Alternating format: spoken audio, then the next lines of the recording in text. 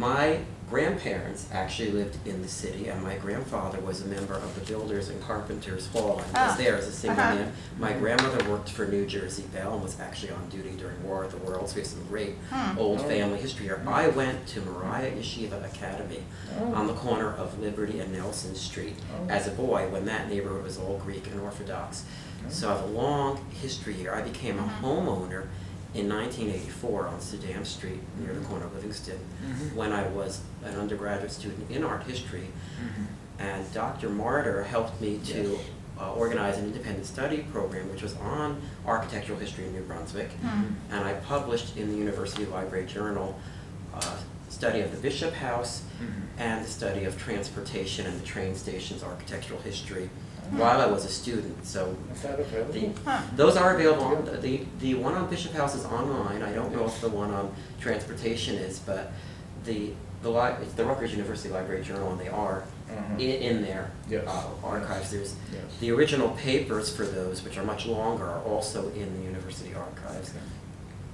I was in the New Jersey room constantly as a student, and when I wasn't doing active research, just for my own curiosity, I was looking through the photo files of historical photos in New Brunswick. All right. Well, if I can also mention, as part of what we're doing, we've been collecting a lot of photos, so we we share interests here. So please go on. Okay. So I purchased a house that was from the 1860s with the intention of preserving it, and I subsequently purchased with various partners another 7 buildings in the 2nd Ward and just on the border of the 2nd Ward. What is where is the second? 2nd Ward is bounded by Welton Street, Livingston Avenue, and roughly Douglas College, and goes out to North Brunswick. Right. But the lower 2nd Ward is now called Unity Square. Oh, so yes, that's the area right. near where the School for the Blind is. Right. And eventually, in 1988, I purchased the house on the corner of Livingston Avenue and Suydam Street from its second owner. That is called the Crown Jewel Historic District by George Dorson, who's a city historian. Yes, right. So I've lived there and been preserving that for 26 years, and that's open periodically to the public for tours. I was president of the 2nd Ward Neighborhood Club for 18 years, and we were concerned with neighborhood preservation, which was about quality of life and making sure people had good houses to live in. We were also concerned with the history. There was a New Brunswick Historical Society that existed for many years. The last president was Andrew Farkas, and that closed sometime in the 80s. And then in the 80s, it started up again, and I was a charter member of that one. That group was more or less social. And then a little bit later, I want to say in the very early 90s, a historical society was reformed, which still exists with Dr. Belvin as the president, which I'm a charter member of. During this whole time, I was actively interested in preservation, and I found in the city codes from the 1970s this regulation. It says the Historical Association, there is hereby established an historical association consisting of 15 members to serve staggered terms, and it goes on. The Historical Association shall preserve and record the heritage, traditions, and landmarks of the city. The chairman shall serve as historian of the city and shall receive an honorarium for maintaining and developing the written historical documents of the city. So this goes back at least till 1972. Starting in the mid-80s, I began to And you became aware of this when? In the about 1984, 85, I found this. And there was no historical association. When we say historical association, we're talking about a city board that is in the city administrative code. That had never been appointed as far as I was aware of. And I began conversations with other people interested in history and with Mayor Lynch to get it appointed. And here we have a letter from May 29th, 1986 that I wrote with a little drawing of my first house on the bottom, because that's the way I was doing it then, saying, I'm so glad that we got to meet and that we're considering appointing this board. I look forward to working with you, and please keep me informed. And Mayor Lynch was supportive? Is that, you said you had conversations? Well, he met with us and listened to us, and I can't say that he took action that was supportive, because the follow-up meetings did not occur, that there were several requests for them, And we've got an article here from just before the School for the Blind was built, showing the demolition of 2 historic houses on Livingston Avenue. And the headline is, "Key buildings may be monitored. Architectural historian proposes panel after 2 city homes demolished." This was Peter Primavera. So we have another attempt to start a preservation I'm sorry, panel. what was Peter Primavera? He was the historian who's quoted as trying to start a panel. Okay, yes. I have been in conversation with him. Right. And so there was another attempt. So we could see in the 80s, there's these attempts to reach out. I went to town meetings, and there was a concern that the Agnew House, for example, where Route 18 is near Route 1, was going to be compromised by an eventual outbuilding of Route 18. And I spoke up at the meeting and I asked Mayor Lynch what was his plan for that building or other buildings that might risk, and he said in front of the crowd that his concern was making sure that everyone had good, safe housing and that this was not a priority. So that's pretty much where that ended with Lynch. And I continued to try to write letters and keep the openings. It was very frustrating. As is well known, the Hiram Market was designated an historic district in 1980 by the Historical Society and other historically minded citizens. And we have some wonderful articles and clippings. There's even a walking tour that were produced. Some of those people are still around. Peg Byrne lives in the Livingston Manor, and she was active in the Centennial Commission. So a lot of work was done to get that listed. Could I see that? Sure. And was going back to what you found in the ordinance about the Historical Association, was that ever then officially appointed, or no? There was just, you Not until 2004, and I okay, sort of so going chronologically. okay. No. I just wanted to clarify. There were a number of overtures made. Each time there was a preservation issue that became a touchstone in the community of great concern, there was an attempt to activate that group. So what happened with the Hiram Market Historic District, and it's notorious, is that it was listed and it made it onto the register. It qualified, had some very significant buildings, and the nicest way I can put it is that there was demolition by neglect. The city began to condemn, acquire, or otherwise vacate the buildings. And during the winters of the years in the early 1980s through the mid-1980s, suddenly we would see large holes appearing in the roofs of some of these buildings, and windows would be missing from these buildings, and the elements would begin to come in. I don't know how that happened, but they were not necessary acts of nature. The buildings were being compromised for accelerated deterioration. Who knows why that happened, how that happened, but the photos of that, it will show it. This was in the Hiram area? In the Hiram area, in the buildings that were listed. And it was happening quite systematically. Here we have a Livingston Median article on the Hiram Market, showing a section of the Hiram Market that was demolished. It says last month, and this is, this is February 8th, 1984, when this historic block came down. And the Livingston Median is That's the is Rutgers. Is that from Livingston College? Yeah, College, it became a real awful. Okay. In the 80s, it was different than it was later. Yeah. There was some good journalism going on, and they were reporting on issues in the town. So they've got quite a long, extensive article on the Hiram Market and the concerns there.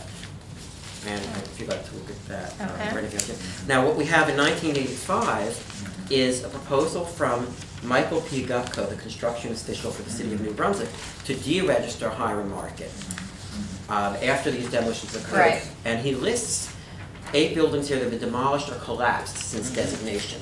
Now, if you look at the photos from 1980, and there's a whole copious number of photos, nothing looks near collapse. Right. They're all occupied, they're in use. I was actively shopping and eating in the different establishments in that These market. photos are from where? These photos are from the listing in 1980. Okay.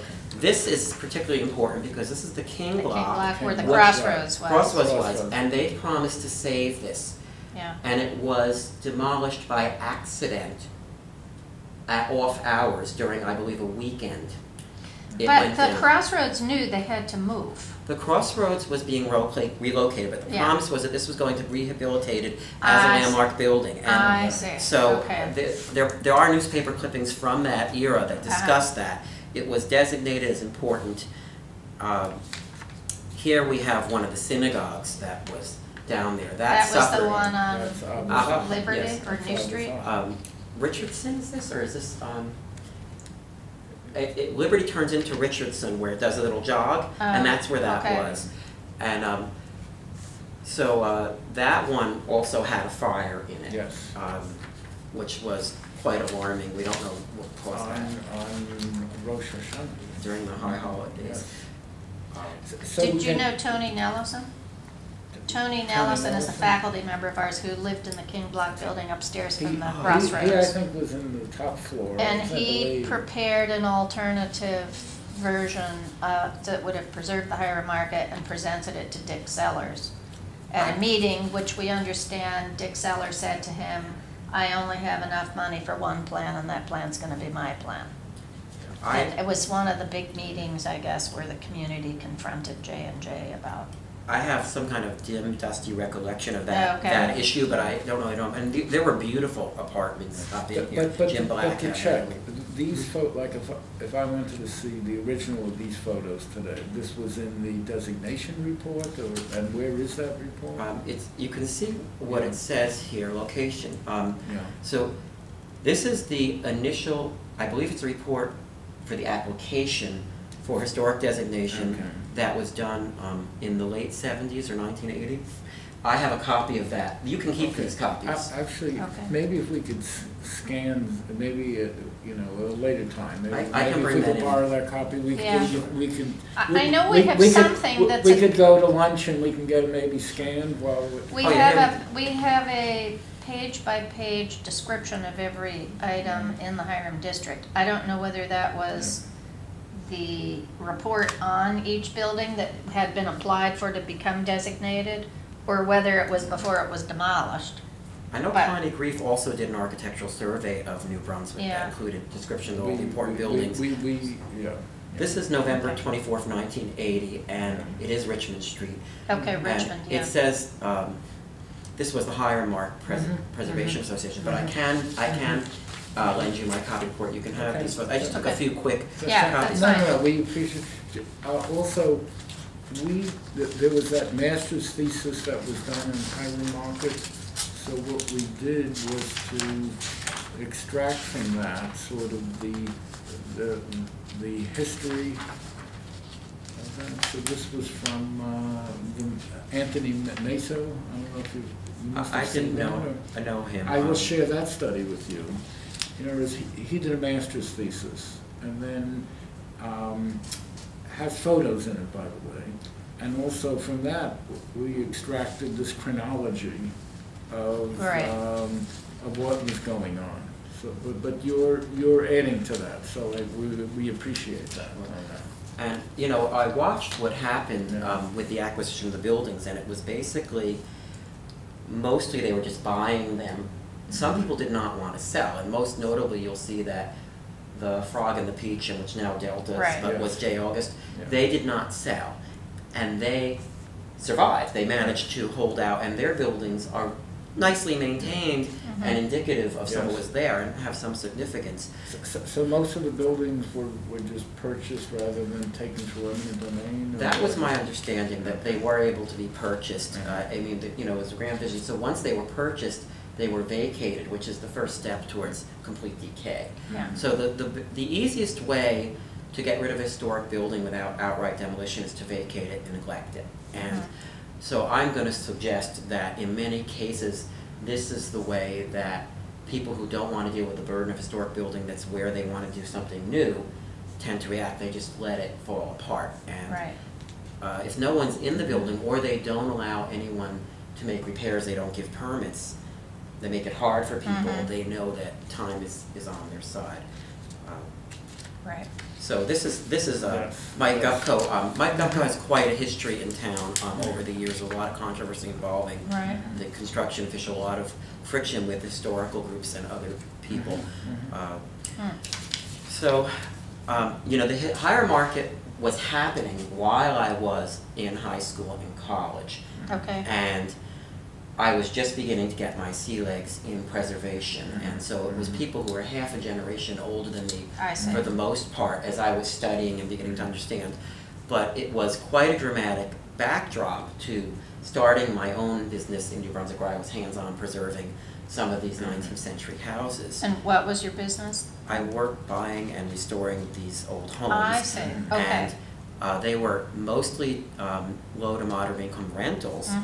And the goal was to have houses that were historically preserved on the facades and in the major architectural elements, but up to date inside, so they would meet code and people could live in an historic environment. I did not remodel them in a 1980s fashion. You know, when everyone in those eras were doing things that were very postmodern, and yes. we hewed to the historic things. We took off aluminum side and we found wooden shutters that looked like what was in the old photos for the houses, and we tried to put them back together based on old photos. I see.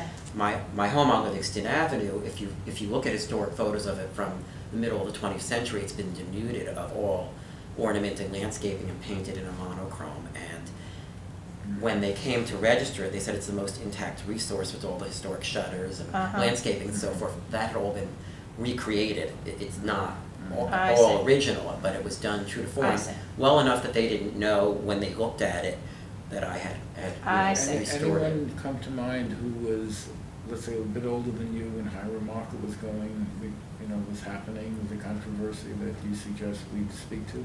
Definitely, both Andrew Farkas and Peg Byrne. And they will know all the players. I mean, George Dawson is a city historian. So there's Andrew Farkas. I don't know if you want to... And Peg Byrne? Yes. B-U-R-N? B-Y-R-N-E. Ah, okay. They both still live in town, which is why they come to mind. Yes. Peg Byrne has been having some health problems, so it would be good to see if she's willing to speak in the near future. So now, you're now, as an adult, now, you know, involved with these 7, 8 houses in the Second Ward, and so take us to talk about that. So, the work on the houses was a real lesson in local construction and architectural history, and my buildings were similar in origin and style to many others in town.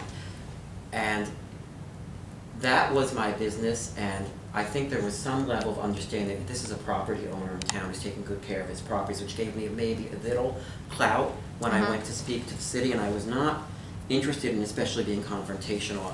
After about 1990, I stopped with the confrontational type anger that was typical of the way we were trained in the 70s and 80s to do things, because I realized I wanted to try to see what could be done to negotiate together. My tack was that redevelopment can be exciting and beneficial to the city, but what makes the city special is its soul, which is its history and where it's been. Not everything old is important, but not everything new is an improvement. Can we save the best of what's old and capture the best possible new design within reason to have a harmony, a synergy here? People like to hear that, but putting that into practice has not been easy or effective. There have been a few examples where there has been preservation, mostly because the owner of the property found it economically advantageous, but not because of any city policy changes. Talk about those, some of those examples where preservation happened. Or again, certainly. Well, you mentioned earlier the Penrose property at 116 Livingston Avenue, Livingston Manor. Actually, the Brunswick Arms is on at 119, and I think the Livingston Manor, maybe called Livingston Arms at one point. Now it's just the Livingston. But that building became vacant after the investor owner apparently couldn't keep up with it. It was a very solid building, and Penrose knew that within the historic district they could get tax rehab credits on it. So it was advantageous for them to restore it. Penrose also did the restoration work at the old cigar factory. And I believe that's their model. They have an understanding of how to do that. So it's a private, for-profit company doing it on a private building. Another good example of preservation is the State Theater, where funds from the Green Acres somehow were able to be used for interior and exterior architectural restoration of a building that had suffered but still had some significance in the community. It's a Lamb Designs theater. It had much of its original decor and architecture intact. And I think when you go in there now, you get a real sense of it as a special destination. And it's viable. It's a real draw for the town. It hasn't been replicated elsewhere very often. Sadly, there's very few public projects I can point to. Our own City Hall is crumbling. The council chambers has constant decay to the plaster. They can't figure out the source of the leakage. It has 1970s windows that are ill-advised in it. And the post office next door, which is a WPA project, had the back wing eviscerated after government monies had been spent to restore all the beautiful iron fencing, and that was just hauled off. So we have some Why things. did it get hauled off? Well, they When they built the other building? They built the municipal court and police headquarters, and the iron fencing continued all the way down the side street, had been completely restored, and just disappeared. I mean, you know, there was, as far as I know, no attempt to incorporate it into the design or to save it to restore what was in front. But it's an example of tax dollars being spent to preserve a building that was listed that then later got compromised, and we'll see a pattern of that for the city. One of the other old stories that you may have heard was the lockkeeper's house. By J&J? Please. Sure. Well, there was one historic lockkeeper's house down at Commercial Street and Route 18 approximately, that when the DOT was extending Route 18, they agreed to preserve, and it was moved into a grassy area between the river and Route 18. It was up on Jack's. It was near on the J&J property, is that correct? I don't remember where it came from initially, but it may well have been on their new headquarters. That's actually lost to my memory, which is sad. It will probably come into my mind later. Yeah. But it had been carefully moved by the DOT and secured so that it could be restored as a visitors and information center in Boyd Park. The city was tired of being an eyesore and ordered it demolished again, you know, at off hours. And so even though the DOT had saved it, it was going to be preserved. Executive decision caused it to disappear, which was disturbing. It was the only intact lock. That was in the mid-1980s. During a prior reconstruction of Route 18, they had changed the intersections there. It's been constantly widened and upgraded. And that's, again, where there's been some government money involved, and yet somehow poof, something that's planned on the slate for restoration is gone. Going back even earlier, I can remember watching the Indian Queen Tavern being hauled over Route 27 when the earlier renovation in, I guess, 1972 of Route 18 was done, when they put the overpass instead of the circle in. That's part of East Jersey Old Town. But that was one of our oldest buildings, and we just, you know, said, bye-bye, it's gone. So it was, did it used to be on the other side of 27 and moved when J&J took and then it eventually went to Old Town? The Indian Queen Tavern was prior to J&J's 1980 building. It was on the same side where Novaterra is now. It was where the Hyatt I didn't know that. It was approximately where the Hyatt is. When they put that overpass in, the Route 18 flyover, it was in the trajectory of what they were doing. I see. And then they moved it to the other side, and then that became J&J property. Oh, no, there's two different things. I finished with the lockkeeper's house. Yes, yes. And the Indian Queen Tavern was given to the proprietors of East Jersey Old Town and moved it to Piscataway into that fake colonial village. I don't believe it had anything to do with J&J. And your thoughts on that? You know, okay, so I didn't realize it was on that side of the street. It was on the site where the currently the Hyatt is. So it was moved when the Hyatt was built to Old Town? No, the Hyatt was built later. I was about 7 when this occurred. So I remember them lifting it up and bringing it over the bridge, and it's my memory that it was on the east side of the street.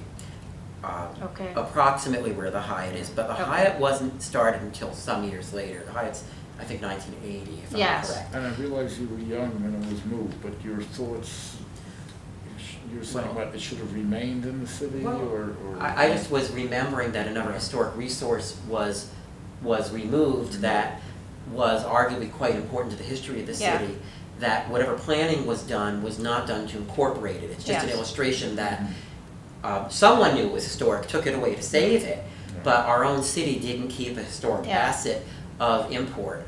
It may have been where some important historical things occurred. I don't know if it was Yeah. the tavern where they had Rutgers classes in early days. I can't remember the specific Yeah. details, but it's well documented. Well, there was that one, and then there was the Sunrise over where the football stadium was. So They also had Rutgers classes there, yeah, apparently. there's, you know, all the old buildings had, by dint of being in the core of historic New Yes. Brunswick, there's some historical connection. And of course, that block of Albany Street is where either the second or the third reading of the Declaration of Independence was. There was a debate as to the second or third. And there were historic plaques there. The 1930s version of the Historical Society aimed to save some of those buildings, did not succeed.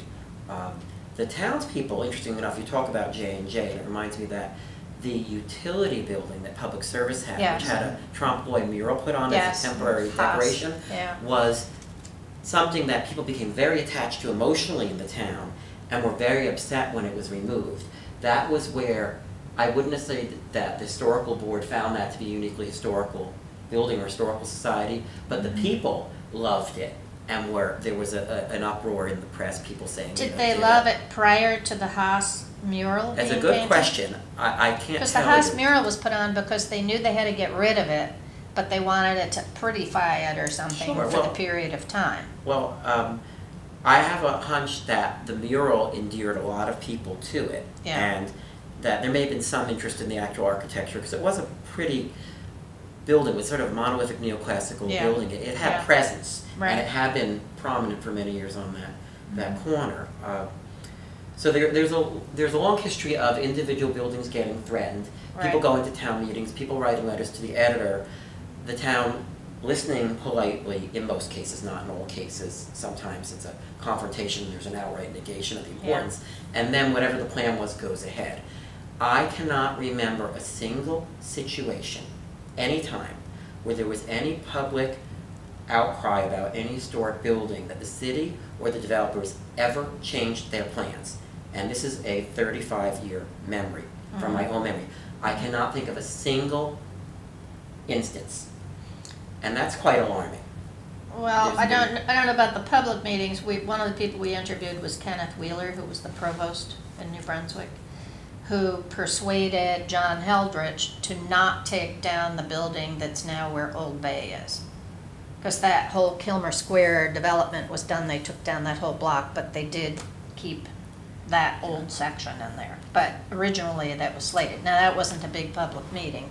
It was Kenneth Wheeler telling his friend John Heldrich, you gotta So preserve that. But- well, of course, behind the scenes actions Yeah. have always happened. Famously, you know, Jacqueline Kennedy wrote letters to the people in charge of the historic mall to save the original Victorian Smithsonian building when it was slated for removal. So Right. these Yes. methods sometimes work, and that you'll see, Right. if we have enough time, I would narrate a couple of those efforts behind the scenes. Right.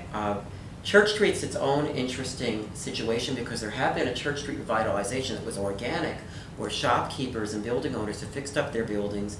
The original Catalyst Cafe, which was J. August, started on Church Street. It was a happening, hip little 70s bohemian block, Yes, all right. fixed up, and then was in the viewfinder of sweeping demolition. I've always thought that this city has a urban renewal motif in its master planning from the post-World War II era, which is what we also call urban removal in Yes. certain circles, Yeah. where anything that's there, just plow down, make it all new. New is better, new is better. We've already seen new become old. The new projects were supposed to be an improvement. New was better, only better for a little while. Now let's get rid of it. The new Farron Mall was supposed to be a solution. Now the Farron Mall, which lacked any kind of maintenance of its architectural components, had it, whatever decor it had eviscerated, whatever landscaping was there, gone, is now unattractive and ready to be demolished. And not for another 20 years will anyone realize that, oh, that was an example of 1980 architecture. Whether we like it or not now, that era will not exist in New Brunswick because it was all built maybe as placeholders or as speculative investments to hold what was known as valuable real estate for the next step. You may talk about these things later, but just to make sure we get your perspective on the J&J headquarters building. Architecturally, it's interesting. I think it's iconic. It's a great showplace for Johnson & Johnson, and I think their landscaping is exquisite.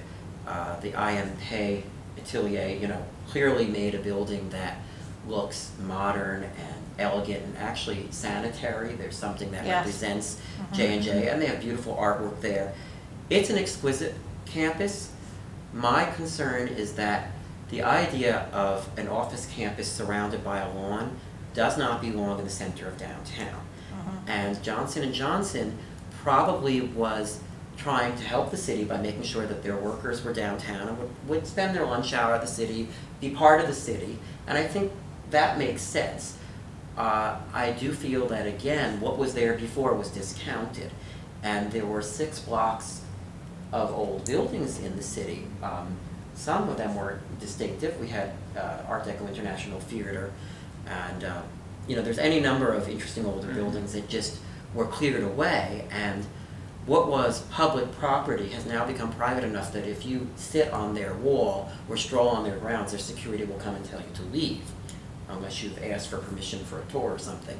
So it creates a friction or a tension between what was sort of democratic public space for use by the residents and visitors to the city and what's a very elite institution.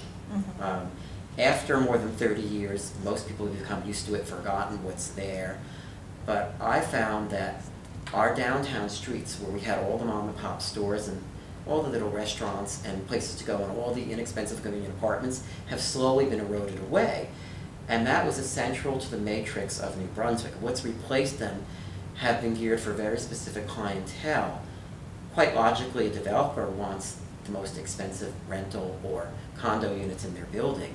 They're not going to be putting in units made for the people who work as the custodians in the restaurants or the wait staff or whatever. And all those people that used to be down there causing those little businesses to hum can't easily find housing anywhere nearby. It has had a negative effect on long-term ability for us to have a main street. And you alluded to earlier, I guess, Memorial Homes, some of your thoughts on what happened there? Well, I think housing high-rise projects were generally a misguided idea, and I think it was Pruitt-Igoe was already knocked down before these were even built. They already knew that they were devastatingly problematic.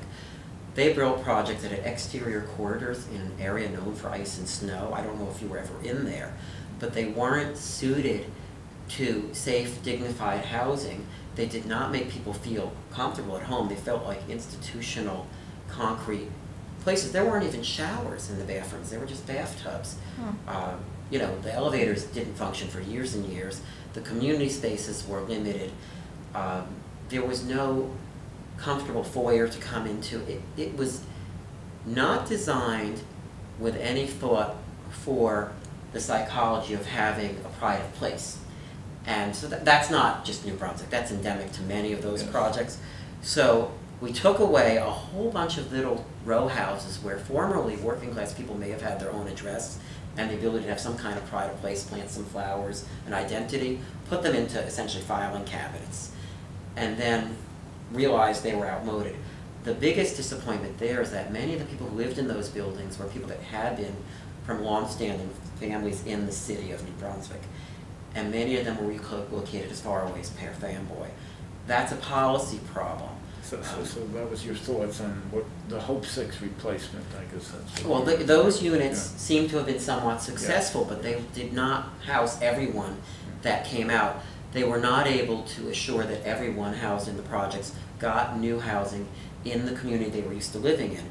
That's not an historic preservation thing, but that's a community preservation issue, and these are tied together.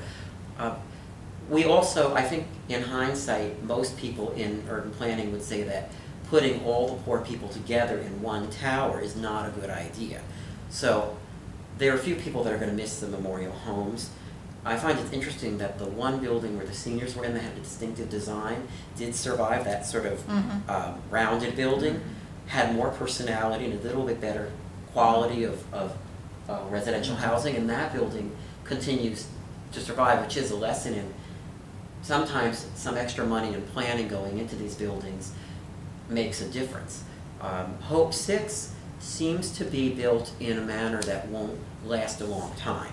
You know, they're pretty much basic vinyl-sided frame houses, and I'm concerned about the long-term maintenance of those, or whether those, again, might be placeholder houses that in a generation will be said, oh, they're deteriorated, we're going to knock them down again. This whole mentality of just build it for now with tax dollars doesn't rest well with me.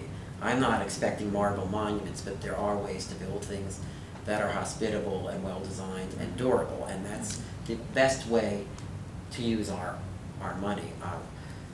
We're seeing more and more flimsy structures put up. I don't think much of the new architecture is going to be looked at as textbook examples of either cutting-edge design or classic design here in the city, and I'd hope that we'd try for that we'd strive for some of that. And the Hyatt?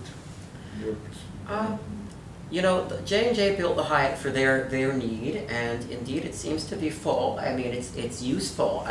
Having a major hotel in town is a benefit. I can understand all their business decisions, and I think they were all smart moves for their needs. There's always going to be competing interests. Again, it looks like a hotel that belongs out on the highway, and when I drive down Route 1 by where Sears is, I imagine this is really where a new corporate office park or a big hotel with a big parking lot belongs. That's the location where you put it. Not that I'm advocating sprawl, but why would you demolish tax ratables that are in use viably, that can be economically rehabbed without a tremendous waste of resources, when you can have those and have something new? You know, they just discount whatever is there before, and obviously their location is convenient. I think they wanted to make a gateway into New Brunswick on Route 27 with impressive new buildings. They succeeded at that.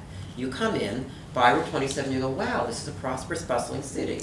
It's nothing to be ashamed of, and things looked a little shabby before. So they've accomplished that. But there could have been a better solution. And I say we can have it all. Did you want to spell that out? Or yes, as I said, there is a way to build new development that fills the need and save the best of the old. It has not been the policy on any of the master plans, so far as I can tell, or any of the redevelopment plans, to do a survey block by block and say, we've looked at 6 blocks. This block has the least usable material on it. That's why we're going to use it. Or, on this block are 2 magnificent historic buildings. We're going to integrate them into a new structure. It's always, this is the block that we want because it's in the location that's geographically important or economically viable. Whatever's here is getting swept away. That's systematically been the approach. We can talk a little bit about the view. The historical board was formed in 2004, finally, after many, many attempts. Here's a picture of one of our first meetings at the Elks Lodge. And it was serendipitous in that at that time, a citizen of New Brunswick challenged the city on having several boards that had not been activated. And basically, you have to, apparently by law, either have the boards active or remove them from your ordinance. And we had... Reese Jenkins is in there. Yes, he amazing, amazing person. And his scholarship has been greatly useful to the Historical Society. Good guy. Anyway, we had been putting in lists of suggested members of the Historic Board to the mayor. This was the diplomacy effort. We'd like to suggest A, B, and C individuals for the Historic Board, should you see that it's time to nominate them. And so when he was critiqued for not having these active boards, he was able to say, oh, we're in the process of nominating the Historical Board right now. So that happened finally. And that was in 2004? 2004. And that's Mayor Cahill. Yes, and we have been constantly courting him to do that for almost a decade and a half at that point, with numerous meetings. He did make time for meetings with some of the core people in this group who are known to be interested in history from time to time. So this was a tangent of what I was talking about. Now I've lost the thread. We were talking about the nice gateway into New Brunswick with the Hyatt, but that it could have been done differently. And then I moved over to the view because I was giving an example of how things weren't integrated. Yes. What would you like to speak about? Sure. Now, as everyone who's in New Brunswick knows visually, the building on the corner of Easton and Somerset was distinctive. It had cast iron ornament. It was structurally intact. And that row of buildings from that corner all the way down Somerset Street over to St. Peter's were buildings that at least went back to the early 19th century. And as soon as the plan was announced, the Historical Society and the Historical Board both expressed concerns to the mayor's office and asked DevCo to meet with them. One meeting was scheduled with DevCo. It was catered. It was very pleasant. At that meeting, they seemed to be interested in finding out everything the Historical Society was interested in doing to try to preserve the block, and promised a follow-up meeting. Many requests for follow-up meetings were never had. Chris Palladino is quoted in the New York Times as saying, "Facade preservation has begun on the corner." There is no facade preservation. He's quoted, there's a New York Times article saying that. They had said that they would work to preserve this corner building. When we met with the planning board, the historical board went in. George Dawson has been in the city many years, the city historian. We went to the planning board. We were told we had to wait till the end of the planning board meeting to speak as private citizens. This is a city board going to another city board. We were verbally treated in the most brusque manner. We were discounted. We were negated. We were treated brutally. And they said, "Why don't you choose another block to preserve?" One of the people on the board says, "I know the buildings are attractive in front, but they're yucky in back." This was their interest in preservation. I said to the city, these buildings date back to the early days of Rutgers. I believe enough time should be given for them to be studied to find out what historical background they have, how they're connected to Rutgers, because we're sure that there are some historical connections. This is the last intact 19th century row of commercial buildings in this entire area, and it fronts on Old Queens, which is arguably one of the most important sites in the county, if not the state. It's just the identity of the state is Old Queens in some way. I mean, this is our most prominent institution of higher education at the public level. I said, I assure you that Princeton would not build a high-rise across from the core of their historic campus, that the town would not want that.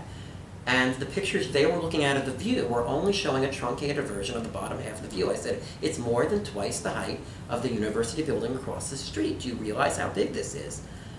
And we also were interviewed by Channel 9 News in front of these buildings expressing our concern. We wrote to the State Office of Historic Preservation. The response was that the Transit Village is just a great project and it's worth it. They were basically not even interested in talking about it, even though these buildings have been identified as historic resources worthy of listing. So, had been identified by whom? By the Constance Reef survey that was done in 1979-80. Every historical survey of New Brunswick mentions these buildings. There's no question. And this building had been the subject of at least one research paper before that time. So the planning board, the city council, DevCo, all were asked to consider these buildings from the very get-go. And DevCo said that they would do work on facade preservation, at least of this corner building. Nothing. And by facade preservation, they would put up the new building but keep the facade from the old building? Well, they had suggested that they would keep the first 20 feet of the building or so forth, which is, it's not uncommon, it's not ideal, but they said, well, how would you feel about that? I said, that's certainly better than demolition, but I believe you could build your tower behind this row of buildings and use them as your storefronts. You know, certainly there is a cost to planning things differently. They always say it's more expensive to save historic buildings. Studies have shown it's not. It's less profitable to the people who make commissions. It's less profitable to the demolition people. It's less profitable to people that get a commission from the demolition people. You see what I'm saying? So it's not that it actually costs more per square foot, especially when a building is intact. But the architect wants their grandiose new building. It's easier to sweep it clean. There's no concern for anything about the environment, historical or otherwise. And this is typical, again with DevCo, and this is much more recent, the so-called grease truck lot, which is the Robert Wood Johnson house site. Yes. I prefer calling it the Robert Wood Johnson house site, not the grease truck Well, that's lot. why I said so-called. Yes. That lot had, by some miracle, the original fencing from Robert Wood Johnson's house, including some really good stonework. Some of it was carved in a Romanesque manner. DevCo promised to save that fence. It disappeared overnight. And the wall, is the wall still there? It's all gone. That's gone too. I mean, the fence and the wall are part of the same Okay, structure. yeah. So this is rather typical. Actually, if I can, before we leave the view, or Gateway Transit Village, I guess there was some, I think, mention in that New York Times article, or maybe elsewhere, that the building was set back, a big building was set back from, I guess, the church immediately there, and there was some effort to have some context sensitivity at the street level. Again, I'm just repeating Yes, I remember the article. What has been mentioned. Yes, well, they certainly... Your thoughts on that? I mean, they certainly could have done something more monolithic. And I studied architecture at NJIT before I was at Rutgers. Mm-hmm. I would suggest that what they did at the street level is a modest or rudimentary attempt at integration. Mm-hmm. They have a planar facade that goes up 2 levels right at the sidewalk line, Mm-hmm. which is closer than the church buildings The are, the top, sidewalk yes. line. Well, yeah, the top is set back, Yes. but the density that's here and the scale, especially that large clock, doesn't sympathize with the church. It doesn't overpower it as badly as it might have, but it still is overpowering. Now, I will also mention there was a Lyceum building next to the church, and the church was given $1 million, or the Lyceum was sold for $1 million. That's the church, that's the building between the church No, and the Gateway? the parish house is still there. There was Yeah. another building that the church called their Lyceum, where they had meetings and daycare And center. where was, yeah, I That was remember to the that. right, and there Yes. was a firehouse behind that was also Yes, historic. right. And the church was paid $1 million for that, and parishioners at the church told me that when they brought up issues of scale and preservation, they were told that the church didn't want to jeopardize the sale of the Lyceum. It was a very delicate negotiation apparently, so that they didn't want to say anything. Mm. So there was within that congregation quite a bit of concern that was had. And Peg Byrne may be able to speak more about that because she's a lifelong member of that congregation.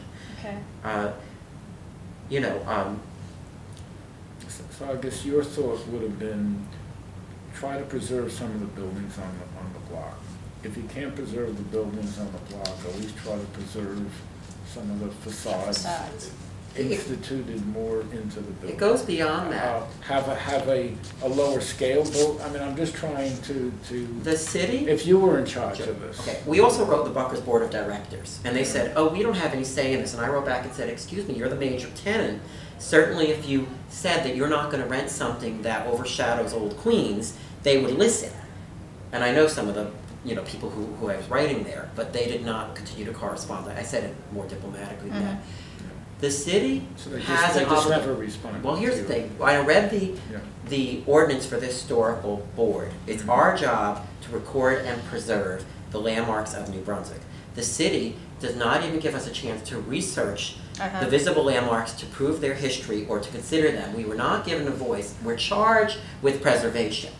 And then we're denied any resources, and we're minimized and sort of ignored in the official proceedings and in the planning process, given the slightest courtesies to make maybe a window dressing of diplomacy, say, oh, well, we met with them. Right. Nothing of substance happens. In New Brunswick, if the historical board, if something is designated as a local landmark. We don't have the power to do that. You don't have them. We have So you don't have the power power of other cities, other communities in New Jersey? We have been attempting to get Yes. some power. We're not interested in telling people what color to paint their house or what kind of door knocker to hang like Nantucket, but we'd like to be able to say, if there is a permit for demolition for a building that might be historic, that we can review it and get a stay so that we can discuss the plans. If the city's making a master plan, that they should consider the input of the historical surveys and the historical board, all of the normal things.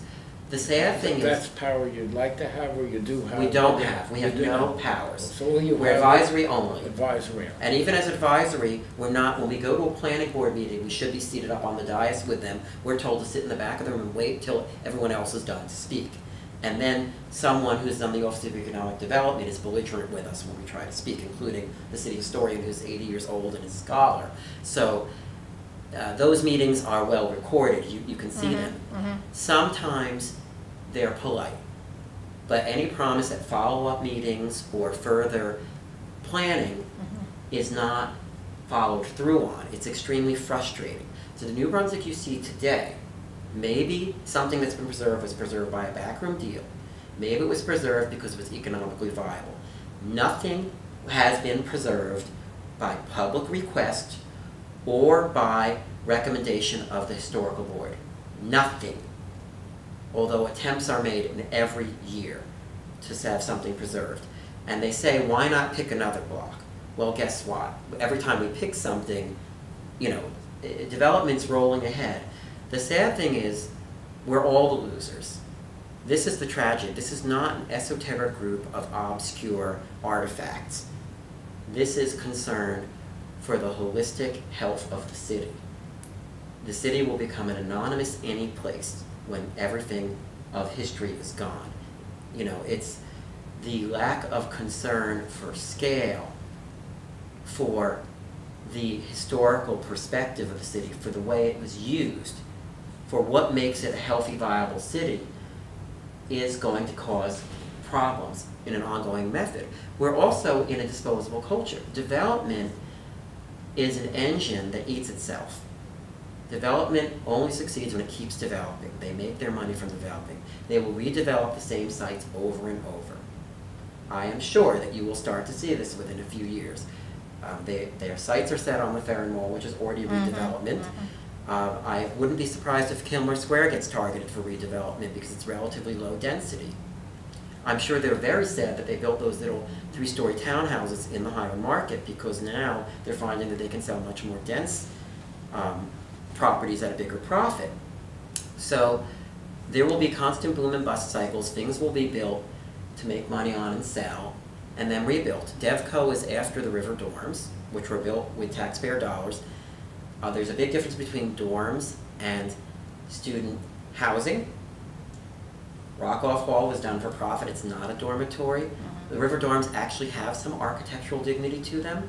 There's nothing wrong with them. They're beautifully sited in terms of the amount of space between them. They've got marble on them. They've got big picture windows. They're not in a style that people love right now, but when you step back from it and look at it, it's just good, modernist, decent college architecture of that era. Whatever replaced them will never be built that well.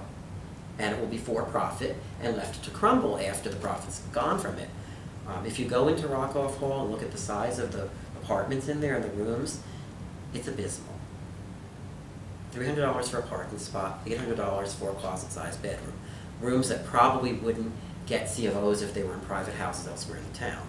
So this is the kind of thing that development leads to. It's make the most profit and not really be concerned with the long-term health of the city. That's what businesses do. They don't even have that in their perspective. Sometimes their literature says they do, but we don't see them doing anything that's especially energy efficient.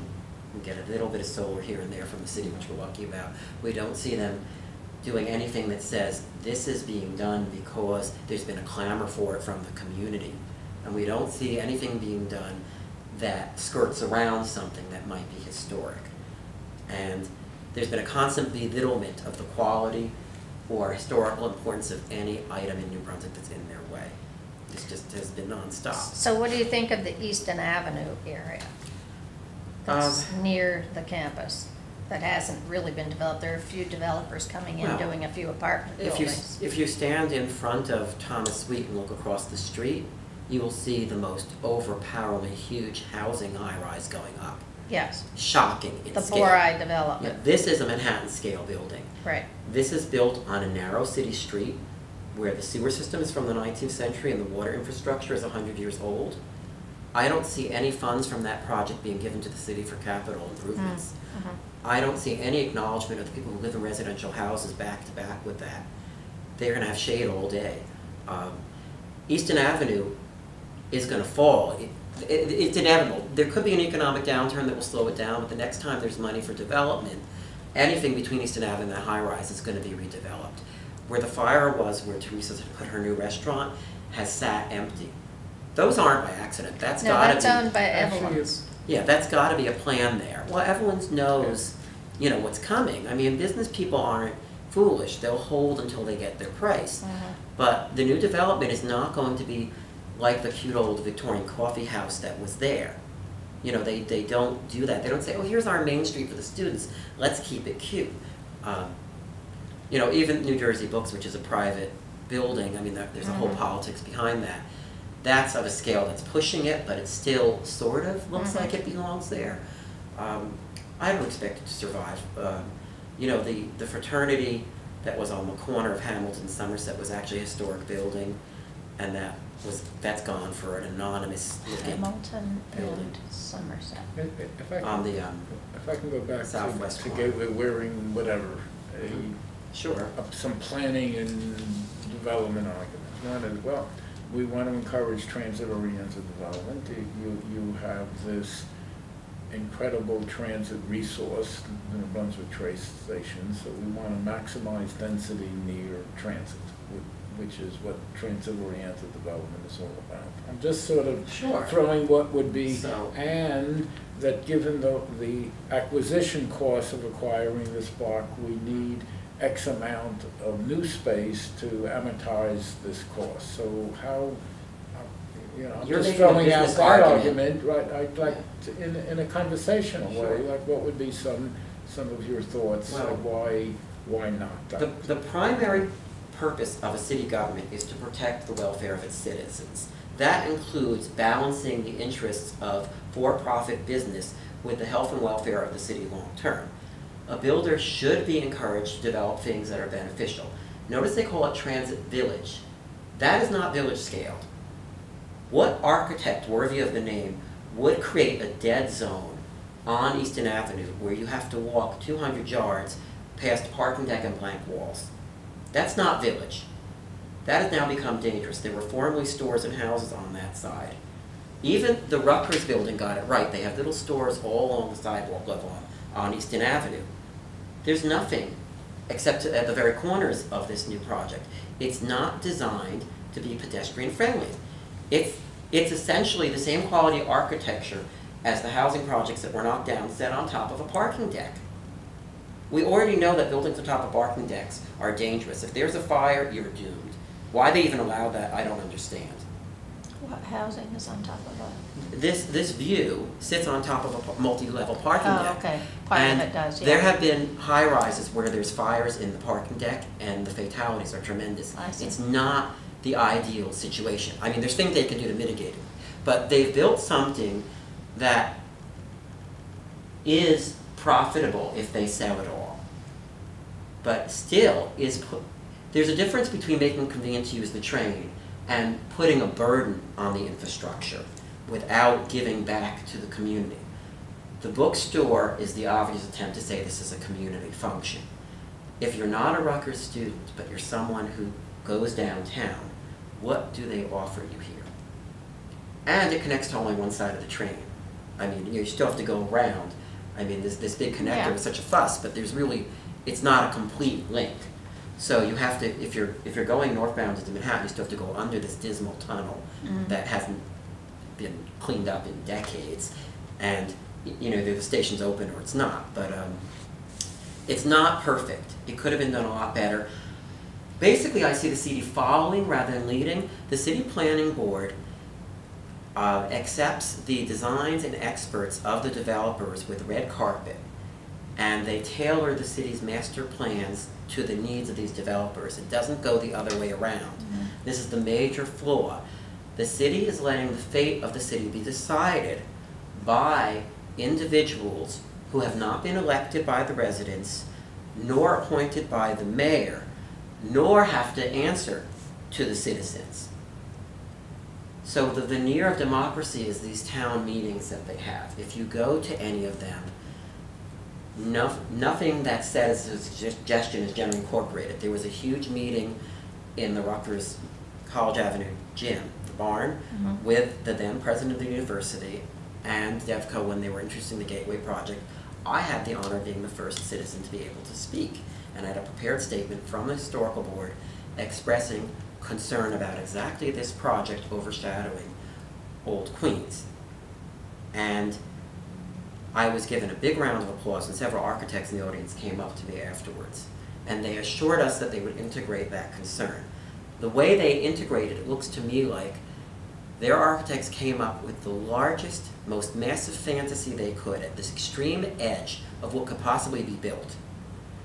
And then said, this is what we're going to present so that we can say we've whittled it down to compromise it. And that's the way a good business person does it. It's not fooling me. If you want 200 units, you ask for 300 units. I am a businessman, I am a landlord, I understand that side of it. So and it was proposed higher? They propose the maximum thing that they can, and then they can say, oh, we made it smaller. Doesn't mean that it's the optimal size for the neighborhood. I'm still asserting it's too tall, it's too close to the street, it doesn't offer enough services to the community. Easton Avenue should be a prime retail location. There should be some store, restaurant, or service opening onto Easton Avenue. There's very little use of that facade. These are basic planning concepts. New urbanism has been spouting them for 30 years now. And we see them in the University Tower building, which is a much cheaper, lower, less exciting building in many ways, but they actually put things in that people can use. So it's a major shortcoming. We see this also with the hospital, of course. If you go up Route 27, French Street, the backside of the hospital has become a dead zone. If you walk there at night, you're at risk of being mugged because there's nothing anymore for blocks where there used to be all sorts of businesses and stores. Now the hospital is exempt from city zoning, so that's an issue that is beyond the scope of what we're talking about.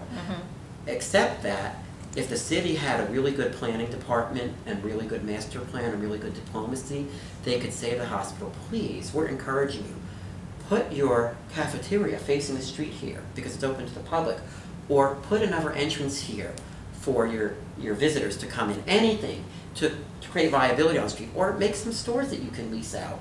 We'll help you. Our city market will integrate it, something. That kind of communication isn't going on adequately.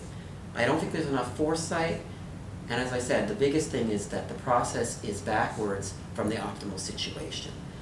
The concept for planning should come from dedicated citizens, experts that the city has chosen, and then the developers should come in and integrate their plans to that. To wit, I have their draft for the new Redmond redevelopment plan from 2008. This plan, this new Redmond redevelopment plan from 2008, which basically is Joyce Kilmer Avenue. This plan includes the vicinity of the Joyce Kilmer House, which is a national landmark and one of our most important historic resources. In this plan, they talk all about relocating people from rental apartments. They don't discuss historic preservation or mention the Joyce Kilmer House. Right. I mean, this is 2008, and we're looking at city officials, the city generating something that hasn't even asked the historical board or the Joyce Kilmer Foundation or anyone for any input or even told us about it. I mean, we find this out because it's public record. This is how many disconnects there are. Is it intentional? Is it not intentional? But no one's going to argue that Joyce Kilmer's birthplace isn't worth preserving. It isn't going to be impacted by a complete redevelopment of the neighborhood in which it sits. So 2008 isn't much different than 1984. Even with all the dialogue that we're trying to start. Half the municipalities in New Jersey have historical boards and they have some oversight. We're really ready and able. We have art historians, we have people who have long-term vision for the city in here, we have people who own real estate in here. And we're not getting adequate interface. We're not getting enough meeting time, we're not getting enough clout, we have no teeth in the ordinance, we have no say. And this continues. It's very frustrating.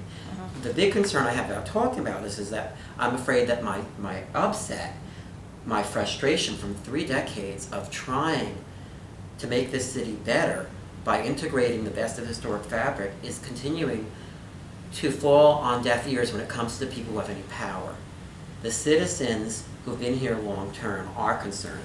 I get emails like this all the time. This comes from someone in New Brunswick. This is referring to a house knocked down on Livingston Avenue. The finest block in New Brunswick's Livingston Avenue Historic District was ruined last month by the raising by city permit of the great house on the corner of Power Street and Livingston Avenue for a parking lot.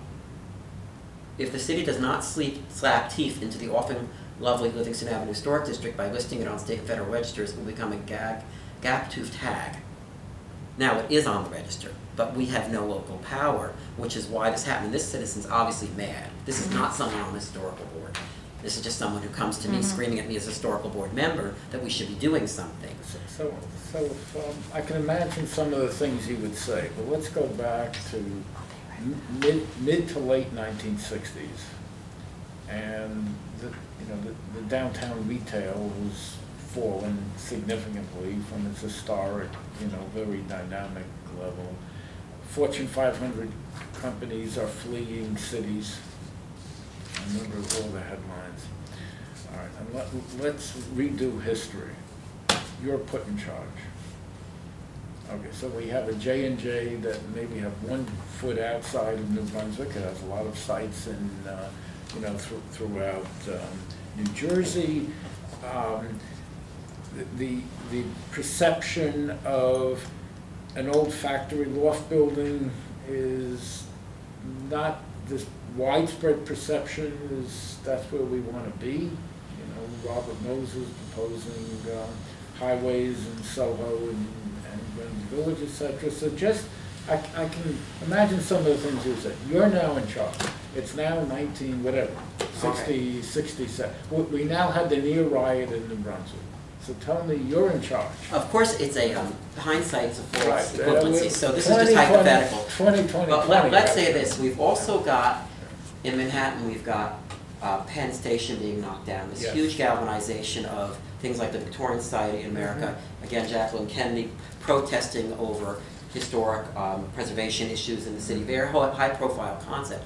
And we've got the beginnings of people starting to adaptively reuse these loft way. There'd always been people using them. We also have in New Brunswick a university celebrating its 200th anniversary in 1966. Oh, yeah. And we've got already an historical society that knows what's valuable. We have inventories going back to 1930, we have plaques on buildings.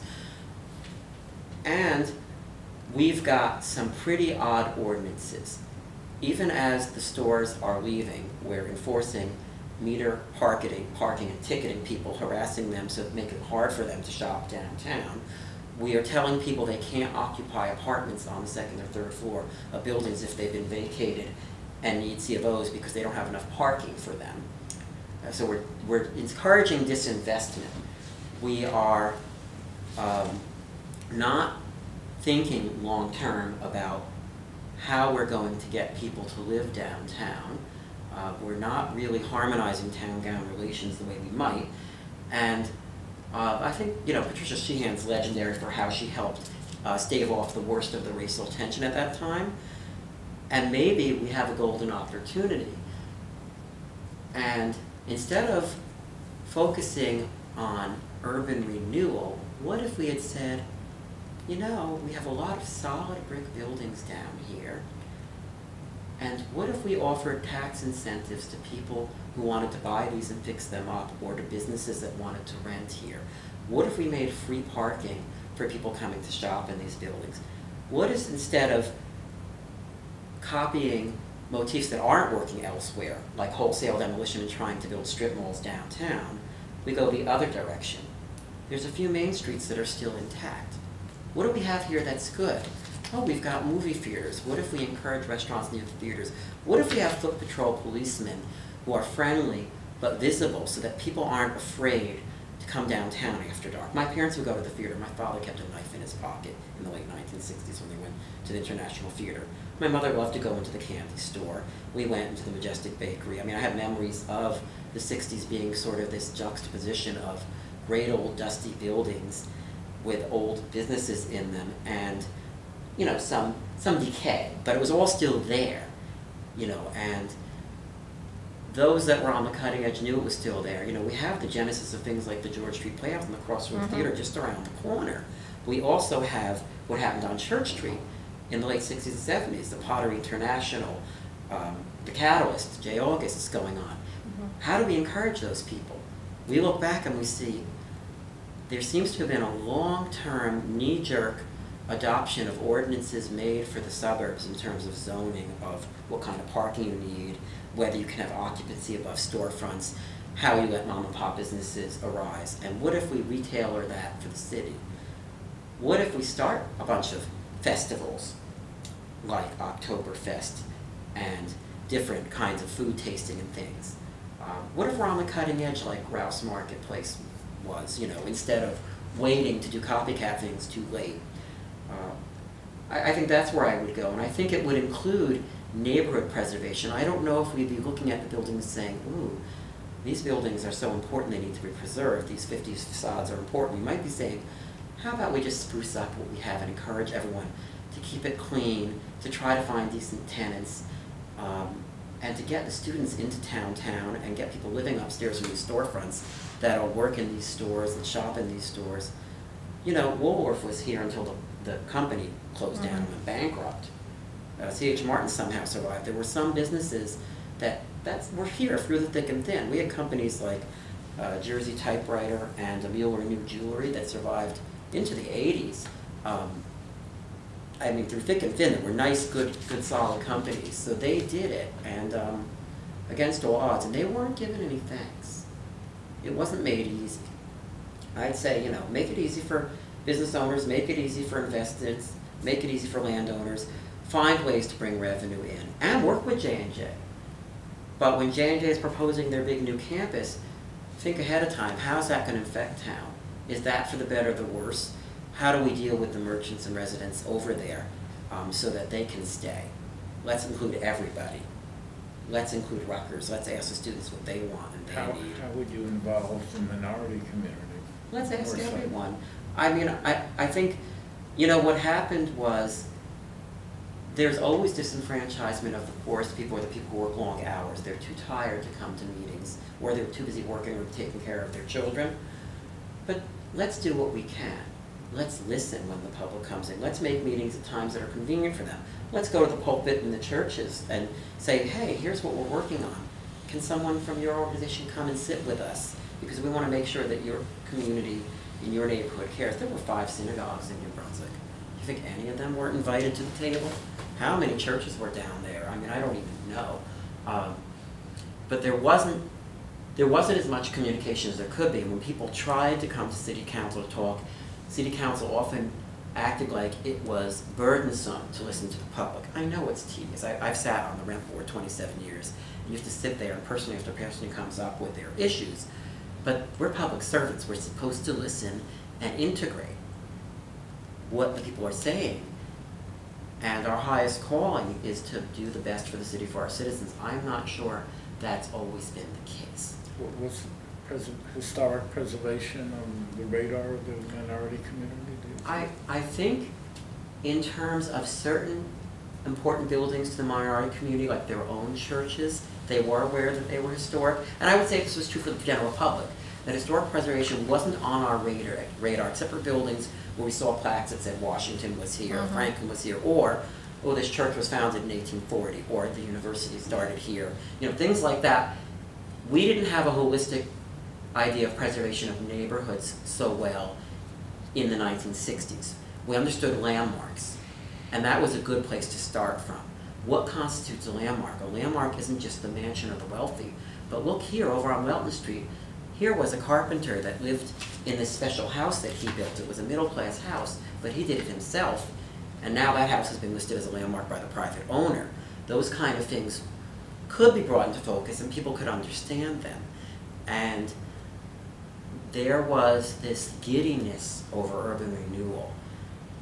Even at the time, you can read the famous book, Brown Girls, Brown Stone. I don't know if you ever read that. It's about urban renewal in New York City in the 50s, where the woman, the protagonist, is talking about these old brownstones and what's in them, and how these plows are endlessly grinding, pushing down her block after block. Clearly, there was a dialogue going on in that era, and that's a minority dialogue speaking for preservation, even in the 50s. And we could have done something. The neighborhoods where the minorities live historically haven't been given good attention. The old Nathan Hale School was trashed, basically. It's still there. The churches that they still own, they take care of. There's a few important houses we know of. There's very little. And it is a good question, but they're not just the minorities that are here now. I mean, what speaks to the Irish-American community that built the canal? The lockkeeper's house maybe did, and that's gone. What speaks to the Greek community that was downtown in Hiram Market, to the huge Jewish community that was here? So many different waves of immigrants coming through for opportunity. And I think it's the neighborhoods, like the whole of Lewis Street was where the Hungarians came. The whole of New Street? Lewis Street, all those yeah. look-alike houses from the 1920s. Yeah. Not a single one hasn't been sided over. That actually is historic because that's where Johnson & Johnson housed all those Hungarian immigrants when they came over. I mean, that's a huge piece of our history. We do have the Hungarian Museum, which is a great endeavor. We have little things that were starting and gestating.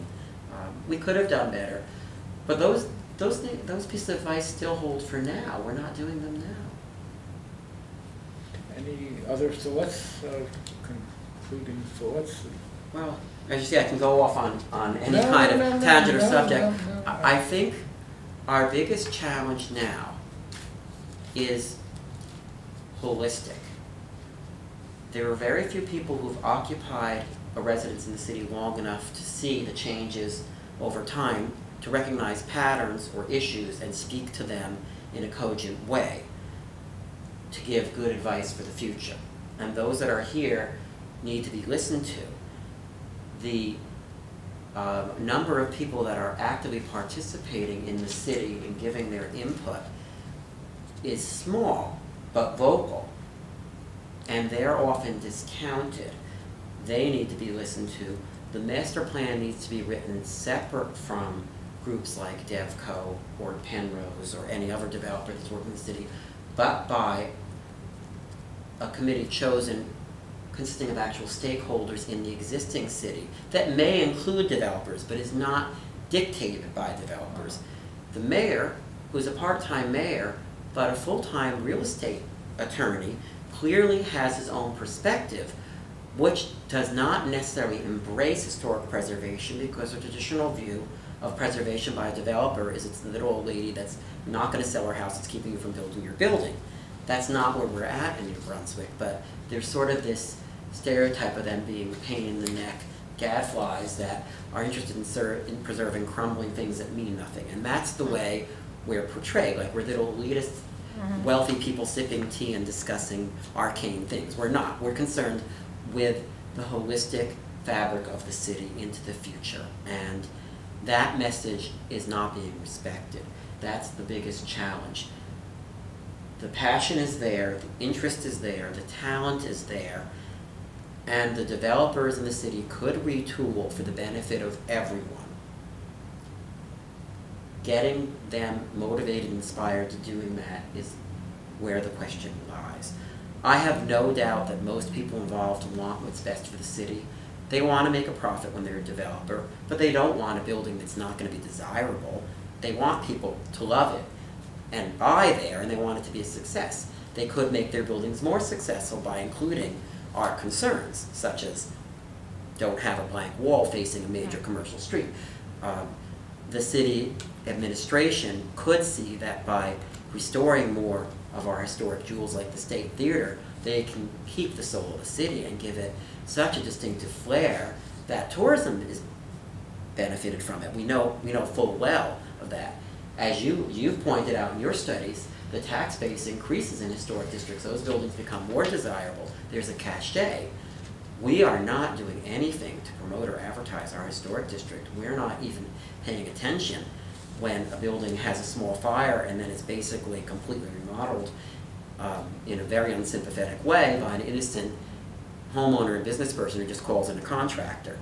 I didn't know that stained glass window goes by the main competitor to Tiffany and was worth $10,000, I wouldn't have thrown it in the dumpster. Literally, a quote from someone in our neighborhood. So we're not getting the message out. The historical board hasn't been given any stipend, an honorarium is supposed to come to it. We haven't been given a place at the table. We haven't gotten any teeth in ordinance. We're still working on that. Every year we'll be presenting an ordinance until something is adjusted that makes the city happy. But it's going to be a long, slow haul. I think having this information available for the public, having them hear these backstories is going to be informative. I hate to say it, but perhaps it's a case study in how something goes horribly wrong. We are the only city in the nation that's had a historic district removed from the register. We are the laughingstock of historic preservation around the nation. We may be the way other people can learn. Can we save ourselves? I don't think if we continue on this current trajectory. I don't think there's a single historic structure in this city, aside from national landmark buildings that are owned by people that aren't going to give them up, that's safe. What do you think of the, I'm trying to situate myself now. When you go down George Street, there are a few places that keep turning over retail. They're short buildings, they're old buildings. They're buildings that can't take certain new retail establishments because it requires having elevators or whatever. You know, it's near where the Payless shoes are, I forget. It's between that corner and where Two Maltese is. They're an eyesore. Yeah, well, so apparently there's an owner who had that, and then it was handled by a trustee who turned 80-something and died, and now there's still somebody hanging on to it who refuses to sell that. Now, in a case like that, and in their case, they don't really care if the retail is successful or not because they're just hanging on to it, I guess. and So would you consider that something worth preserving, the way those buildings are, because well, it's an interesting question. they go back, I think, there's something on the side of one that goes back to early 1920s or something like that. You've got a situation where private ownership has a certain amount of sanctity to it, and the city can enforce the building codes for maintenance and cleanliness, but when a property is privately held and that person's paying their taxes and maintaining their building, Right. it's their business. If the building is very important historically, that's when I'd hope the historic board would come in. Now, I know that someone at DevCo had tried to encourage them to do some facade improvement, and there was some grant money was apparently available through a Main Street program or something. If the owner doesn't want to, I mean, I can't speak to the specific architecture of the buildings you're talking about because I'm not visualizing. If I saw them, Right. I might be able to know more. But again, until a building's been researched for what its significance is and then analyzed for what of that matrix remains or could be restored and enhanced, you really can't give a concise answer. I would say if there's a historic facade behind those blank walls that might be intact, or if something important occurred, if Joyce Kilmer's father had his pharmacy in one of those buildings, Yes, for right. example, then we might want to look at, gee, can we possibly bring it back so that a new business could be in here, but that something that's under this hideous stucco or siding that's original might be intact enough to save, then I'd be enthusiastic I about see. that. Okay. But those are sort of micro scale. I look at this as a macro scale. Yeah. When you step down the block, you can look at the different buildings. For example, we have the People's Bank building, which was recently Qdoba, an exquisite building, Yeah. and in a good state of preservation. That's at risk because it's a prominent corner, and there's nothing to say you can't shear that facade off of it or knock it down. And it's arguably one of the best buildings downtown in its architecture, and it's quite intact. Now, directly across the street is another Mexican place. I can't remember the name. Chipotle. That building had been Mandel's Pharmacy. Yes. And it had been a bank before that. It had a bland stucco facade on it. Yes. Actually, it was an old building underneath. You look at it, they renovated it. Yeah. Whoever did it was aware they were in a 19th century Main Street. They Yes. put a cornice on it and windows and window lintels that are Right. new, not expensive, but thoughtful, so that it blends in. That's my idea of an holistic approach to the neighborhood. Okay. That building now has a nice business in it. It has a 2-story dining Right. room. They're using the space well. They've renovated it in a harmonious way, and there was nothing there that could be saved prior to that moment. Right. And so I think that's sort of what we hope for. with downtown. I don't have a problem with a nondescript building being torn down if it's not got something really important. Now, the Bagel building where Mueller and New Jeweler was, that's an important building. And that's got a high degree of integrity. I would The be Bagel very- Notch? Yeah, if Yes. you look at that building, Well, that's, and it's the buildings to the right of that, if you're looking at the front, that become nondescript with poor facades. yeah, some of those may have been what they call taxpayers. They were just built on a vacant lot to I garner see. some income. And I think, you know, we're all aware of the city redeveloping. What they call smart growth now is Yeah. figuring out what the best use for the spot is Yeah. and planning it well.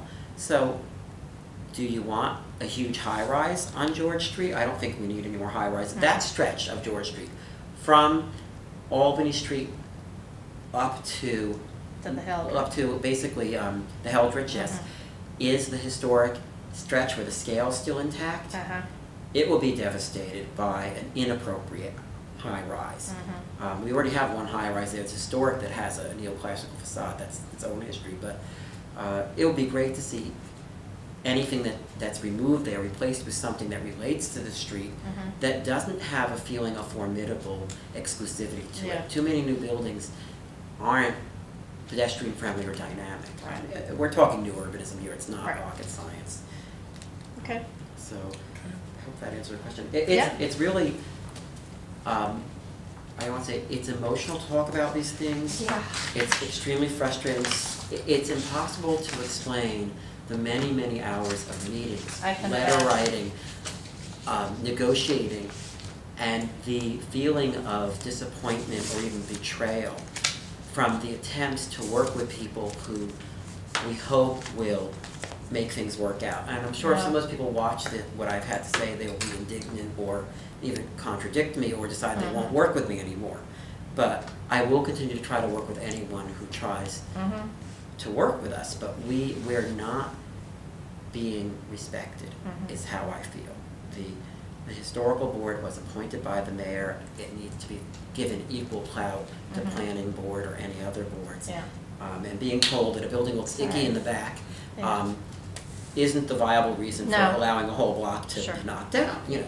So I hope there'll be more people you interview and you'll be able to take this and make your book out of it. And Sure. I hope this offers you another perspective. Mhm. And I'm just scratching at the surface of things that you've talked about, some backroom Right. negotiations, and Yes. you know, there's a lot of players, and hopefully you can catch them Sure. while they're still able to be interviewed. Sure.